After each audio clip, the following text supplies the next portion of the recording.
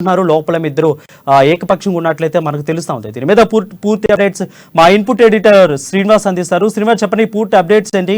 అసలు ఎందుకు కేసీఆర్ ని దూరం పెట్టాల్సిన పరిస్థితి ఎదుర్కొంది? అంటే ప్రముఖంగా జాతీయ పార్టీని స్థాపించారు బీఆర్ఎస్ పార్టీ అని, అంత పెద్ద పార్టీని స్థాపించిన వ్యక్తిని కూడా ఇక్కడ దూరం పెట్టాల్సిన అవసరం ఏముంది? రైట్ వరుణ్, ఏదైతే బెంగళూరు వేదికగా కొద్దిసేపట్లో మనకి విపక్షాల మీటింగ్ జరగబోతుంది. విపక్షాల మీటింగ్ చాలా కీలకమైందని చెప్పొచ్చు. ఎందుకంటే రాజకీయ ఎజెండా అని రాబోయే ఎన్నికల ఎజెండాగానే ఈ సమావేశాలు జరగబోతున్నాయి.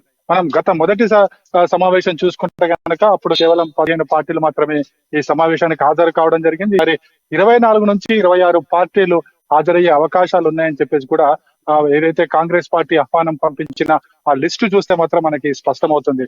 మొత్తానికి ఎన్డీఏ ప్రభుత్వాన్ని నెక్స్ట్ ఎన్నికల్లో రాకుండా అడ్డుకునేందుకు విపక్షాలన్నీ కూడా ఏకమవుతున్న పరిస్థితి అయితే ఇక్కడ మనకి స్పష్టంగా కనిపిస్తుంది. ముఖ్యంగా ఈ రాజకీయ ఎజెండానే ఇక్కడ ఉండబోతుంది. అయితే లాస్ట్ మూమెంట్ లో ఆప్ పార్టీ కూడా వచ్చి చేరింది. ఏదైతే ఢిల్లీ ఆర్డినెన్స్ సంబంధించి కాంగ్రెస్ పార్టీ తన వైఖరి స్పష్టం చేయడంతో ఈ సమావేశానికి ఆప్ పార్టీ కూడా హాజరు కావాలని చెప్పేసి నిర్ణయించడం జరిగింది. ఇక మిగతా పక్షాలన్నీ కూడా వస్తున్నాయి, కానీ మనకు బీఆర్ఎస్ పార్టీకి ఆహ్వానం అందలేదు. ఎందుకంటే బీఆర్ఎస్ ఏదైతే అవలంబిస్తున్న వైఖరి అవుతుందో ఆ వైఖరిపై ఇప్పటికీ కూడా కాంగ్రెస్ పార్టీ కావచ్చు, కాంగ్రెస్ పార్టీలో ఉన్న మిత్రపక్షాలు ఆ పార్టీలకు అన్నిటి కూడా ఇంకా అనుమానాలు తలెత్తుతున్నాయి. బీఆర్ఎస్ పార్టీ బీజేపీకి బి పార్టీగా ఉండబోతుంది. ఈ ఎన్నికల్లో బీజేపీకి లబ్ధి చేకూర్చేందుకే బీఆర్ఎస్ పార్టీ ప్రయత్నిస్తుందన్న ఒక అనుమానాల నేపథ్యంలోనే బీఆర్ఎస్ పార్టీని ఈ సమావేశం నుంచి దూరంగా పెట్టడం జరిగింది. ఇక మొత్తానికి చూసుకుంటే కనుక బెంగళూరు వేదికగా జరగబోయే ఈ సమావేశంలో ప్రధానంగా మనకి నితీష్ కుమార్ కావచ్చు, మమతా బెనర్జీకి సంబంధించిన పార్టీలు కావచ్చు, అదేవిధంగా మనకి ఎస్పీకి సంబంధించిన అఖిలేష్ యాదవ్ కావచ్చు, అదేవిధంగా మనకి తమిళనాడు స్టాలిన్ కావచ్చు, అదేవిధంగా చాలా పార్టీల నేతలు ఇక్కడ హాజరు కాబోతున్నారు. వాళ్ళంతా కూడా సింగిల్ ఎజెండాతోనే ఏదైతే రాష్ట్రాలకున్న పవర్స్ ఏవైతున్నాయో, రాష్ట్రాల్లో ప్రాంతీయ పార్టీలు ఏవైతున్నాయో ఆ ప్రాంతీయ పార్టీని ఎరగనిద్దాం. అదేవిధంగా బీజేపీ ఏదైతే బీజేపీయేతర రాష్ట్రాల మీద అవలంబిస్తున్న వైఖరిని కూడా ఈ సమావేశంలో ఎండగట్టబోతున్నారు. ఇక రానున్న ఎలక్షన్ సీజన్ అంటే 3 నెలలు 4 నెలల లోపల 5 రాష్ట్రాల ఎన్నికలు రాబోతున్నాయి. ఈ ఎన్నికలకు సంబంధించి ఏ విధమైన వైఖరి అవలంబించాలి, ముఖ్యంగా బీజేపీని అడ్డుకునేందుకు ఏ వ్యూహ రచన చేయాలన్న దాని మీద కూడా ప్రధానంగా ఈ సమావేశంలో చర్చించబోతున్నారు.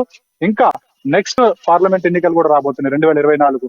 సో ఈ 2024 ఎన్నికల వరకు మొత్తం కూడా యూపీఏ పక్షాలన్నీ కూడా ఏకమవ్వాలి, ఎన్డీఏని నిరోధించగలగాలన్న సింగిల్ ఎజెండాతోనే ఈ సమావేశం జరగబోతుందని చెప్పొచ్చు వరుణ్. రైట్. అయితే శ్రీనివాస్, చూసుకున్నట్లయితే కాంగ్రెస్ పార్టీ చేపడుతున్న అంటే ఇప్పుడు అన్ని కూడా కలిసిపోయి ఇప్పుడు బెంగళూరులో మీటింగ్ జరగబోతుంది. ఈ మీటింగ్ లో కాంగ్రెస్ పార్టీ చేపట్టిన గర్వాపసి లేదా రాహుల్ గాంధీకి వేసిన అనర్హత వేటు, ఈ రెండింటి పర్సనల్. సో ఈ రెండింటి మీద ఏమన్నా విపక్షాలతో మాట్లాడి అంటే కాంగ్రెస్ పార్టీకి వీళ్ళు సపోర్ట్ గా తీసుకునే పరిస్థితులు ఏమైనా కనిపిస్తున్నాయా? ఒకటి, ఇది మొత్తం కూడా విపక్షాల సమావేశం కాబట్టి మొత్తం పార్టీలకు సంబంధించి బీజేపీని ఎండగట్టే, బీజేపీని నివారించాలి వచ్చే ఎన్నికల్లో అనే సింగిల్ ఎజెండాతోనే పోతున్నారు. అయితే అందులో చర్చకు వచ్చే అవకాశం ఉంది. ఏదైతే రాహుల్ గాంధీ మీద అనర్హత వేటు అనే అంశం చూసుకుంటే కనుక అంటే ఒక్క రాహుల్ గాంధీ విషయాన్ని మనము లైట్ గా తీసుకునగా రేపొద్దున ఇతర పక్షాల వైపు కూడా ఈ తరహా చర్యలు ఉండవు అనే ఒక సంకేతాలు కూడా ఈ మీటింగ్ లో ఇచ్చే అవకాశాలు అయితే లేకపోలేదు. ఎందుకంటే మనం బీజేపీ ఇతర పార్టీ పక్షాలు ఏవైతే ప్రభుత్వాలు ఇతర రాష్ట్రాల్లో ఉన్నాయో అక్కడ అవలంబిస్తున్న ముఖ్యంగా గవర్నర్ల ద్వారా అక్కడ అనిశ్చిత పరిస్థితి నెలనేలాగా బీజేపీ ప్రభుత్వం చేస్తుంది, కేంద్ర ప్రభుత్వం చేస్తుంది అని చెప్పి కూడా యూపీఏ విపక్షాలు ఆరోపిస్తున్న పరిస్థితి తెలిసింది. సో ఒకవేళ మనం ఇట్లాంటి పరిస్థితులు ఎదుర్కోవాలనుకుంటే ఇప్పుడు రాహుల్ గాంధీ కట్టిన అదే నెక్స్ట్ మరొకరికి కూడా వచ్చే అవకాశం లేదు. అదేవిధంగా ఏదైతే బీజేపీ ఇతర పక్షాలు పార్టీల ప్రభుత్వాలు ఏవైతున్నాయో అక్కడ అవలంబిస్తున్న వైఖరి అన్నిటి కూడా ఈ సమావేశంలో చర్చించబోతున్నారు. ఎందుకంటే ఏదైతే ప్రజలు ఎన్నుకున్న ప్రభుత్వాలకి అక్కడ స్పష్టంగా బలం ఉన్నప్పుడు వారికి అవకాశం పాలించే అవకాశం ఇవ్వాలి. గవర్నర్ల ద్వారా ఇలా వారిని అనిశ్చిత పరిస్థితికి తీసుకెళ్లడం కరెక్ట్ కాదు అన్న అంశాలన్నిటి కూడా ప్రస్తావించబోతున్నారు. ఎందుకంటే మనం స్టాలిన్ విషయం చూసాం, స్టాలిన్ బహిరంగంగానే గవర్నర్ వైఖరిని ఎండగడుతున్నారు. అదేవిధంగా తెలంగాణ విషయంలో చూసుకుంటే కనుక ఇక్కడ బీఆర్ఎస్ పార్టీ ఉంది, ఇక్కడ ఏ విధంగా పంపిస్తున్నారు, అదేవిధంగా కేరళలో ఏ విధంగా జరుగుతుంది, ఇక మమతా బెనర్జీ వెస్ట్ బెంగాల్ ఏ విధంగా జరుగుతుంది మనం చూస్తున్నాం. సో ఈ అంశాలన్నీ కూడా ఈ సమావేశంలో చర్చించబోతున్నారు. అదేవిధంగా రాబోన్న 5 రాష్ట్రాల ఎన్నికలు ఏవవుతున్నాయో ఆ ఎన్నికలు ప్రధాన ఎజెండా కాబోతుందని చెప్పొచ్చు. ఎందుకంటే ఈ 5 రాష్ట్రాల ఎన్నికల్లో గనక ఏదైతే యూపీఏ మిత్రపక్షాలు బలం పుంజుకునే ప్రభుత్వం ఏర్పాటు చేయగలిగితే నెక్స్ట్ పార్లమెంట్ ఎన్నికలకు ఇది విజయానికి తొలిమెట్టు అవుతుంది అని చెప్పేసి కూడా యూపీఏ మిత్రపక్షాలు భావిస్తున్నాయి. అందుకోసమే 5 రాష్ట్ర ఎన్నికలు కూడా యూపీఏ మిత్రపక్షాలు చాలా సీరియస్ గా తీసుకున్నాయి. ప్రతి చోట కూడా ఎక్కడైతే అవకాశం ఉందో అక్కడ ప్రభుత్వాన్ని ఏర్పాటు చేయాలి. అదేవిధంగా కర్ణాటక తరహా వ్యూహాన్ని ఇక్కడ రచించబోతున్నారు. అందుకోసమే ఈసారి వేదిక కూడా బెంగళూరు ఎంచుకోవడానికి కారణం కూడా అదే. కర్ణాటకలో ఏ తరహా అయితే వ్యూహ రచన చేసి కాంగ్రెస్ ను అధికారంలోకి తీసుకురాగలిగామో అట్లే మిగతా రాష్ట్రాల్లో కూడా 5 రాష్ట్రాల ఎన్నికలు జరుగుతున్నాయో అక్కడ రాష్ట్రాల్లో కూడా కాంగ్రెస్ సపోర్ట్ చేయడమా లేకుంటే అక్కడ ఉన్న ప్రాంతీయ పార్టీలకు సపోర్ట్ చేసి గద్దెనెక్కించి తద్వారా వారి నుంచి కాంగ్రెస్ పార్టీ మద్దతు తీసుకునే కేంద్రంలో అధికారంలోకి రావడమా, ఇవన్నీ అంశాలు కూడా ఈ యూపీఏ మిత్రపక్షాల భేటీలో ఉండబోతున్నాయి వరుణ్. అయితే చూసుకున్నట్లయితే శ్రీనివాస్, లోకల్ ఐడెంటిటీ అని గొప్పలు చెప్పుకునే కేటీఆర్ పార్టీ కూడా ఇప్పుడు చూసుకున్నట్లయితే ఎవరికెవరు బి టీము, బీజేపీకి బీఆర్ఎస్ బి టీం అని అయితే వాదనలు గట్టిగా కాంగ్రెస్ పార్టీ వినిపించింది. ఈ నేపథ్యంలోనే కేటీఆర్ అదేవిధంగా వాళ్ళ సభ్యులు కానీ ఎవరైతే అసెంబ్లీ నియోజకవర్గ ప్రజలు వాళ్ళు కూడా ప్రజాప్రతినిధులు చెప్పుకున్న పరిస్థితి కనిపిస్తుందా ఉంది. ఎందుకంటే వివరణ ఇచ్చారు వాళ్ళు. ఇంత వివరణ ఇచ్చినా కానీ కాంగ్రెస్ పార్టీ వీళ్ళని తోసిపుచ్చుతుంది, వీళ్ళని కలుపుకోవట్లేదు, విపక్ష నేతల భేటీకి సమావేశాన్ని కలుపుకోవట్లేదు అంటే కక్షపూరితం అనుకోవచ్చా? కాదు, ఎందుకంటే రాజకీయ పార్టీలకు వివిధ కారణాలు ఉంటాయి. ఏ కారణాలు వాళ్ళకున్న వ్యూహ రచన కావచ్చు, ఇవన్నీ కూడా మనం చూసుకోవాల్సి ఉంటుంది. ముఖ్యంగా చూసుకుంటే కనుక బీఆర్ఎస్ పార్టీ కాంగ్రెస్ పార్టీని దూరం పెట్టింది. ముందు నుంచి బీఆర్ఎస్ చెప్తున్న ఒకటే, కాంగ్రెస్ బీజేపీ పార్టీలకు మేము సమాన దూరంలో ఉంటాము. బీజేపీ ఇతర కాంగ్రెస్ ఇతర ప్రభుత్వాన్ని మేము కేంద్రంలో తీసుకొస్తాము, ఆ పక్షాలన్నింటినీ ఏకం చేస్తామని చెప్పేసి బీఆర్ఎస్ పార్టీ ముందు నుంచి కూడా కాంగ్రెస్ ను దూరం పెడుతూ వచ్చింది.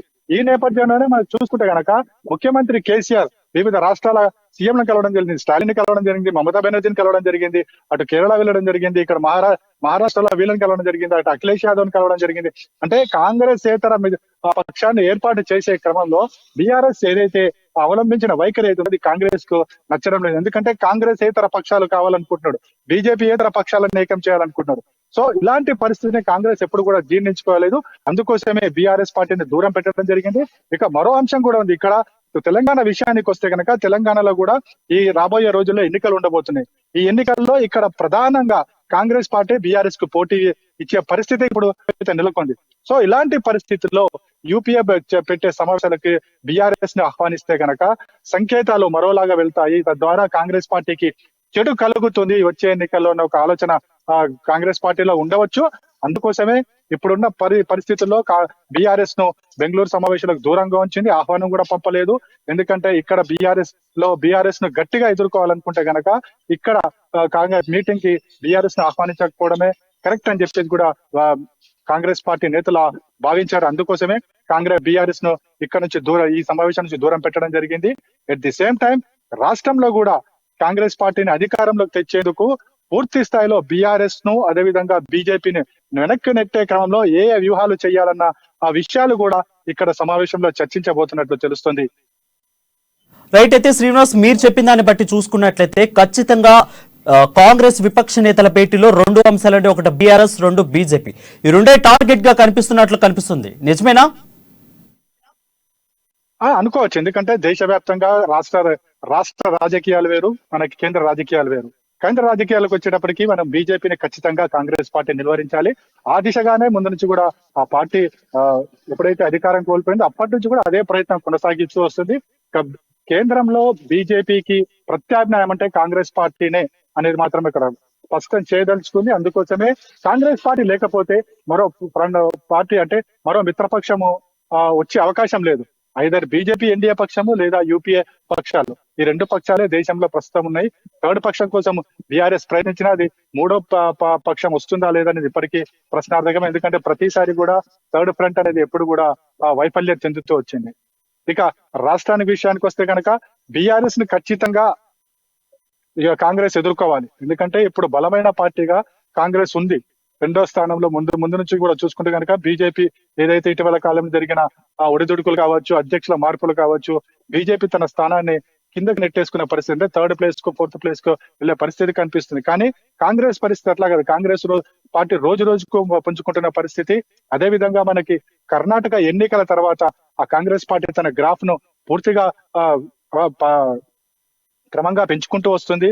అదేవిధంగా రాష్ట్రంలో జరుగుతున్న రాజకీయ పరిణామాలు కావచ్చు, ఇటీవల ఏదైతే మనకి పాదయాత్రలు కావచ్చు, అదేవిధంగా రేవంత్ రెడ్డి చేసిన ఆరోపణలు, విమర్శలు కావచ్చు, ఇవన్నీ కూడా కాంగ్రెస్ పార్టీని కొద్దో గొప్ప దాని గ్రాఫ్ పెంచుకునే క్రమం అయితే కనిపిస్తుంది. ఇలాంటి పరిస్థితుల్లో ఇక్కడ బీఆర్ఎస్ ను ఖచ్చితంగా ఓడగొట్టి తీరాలి.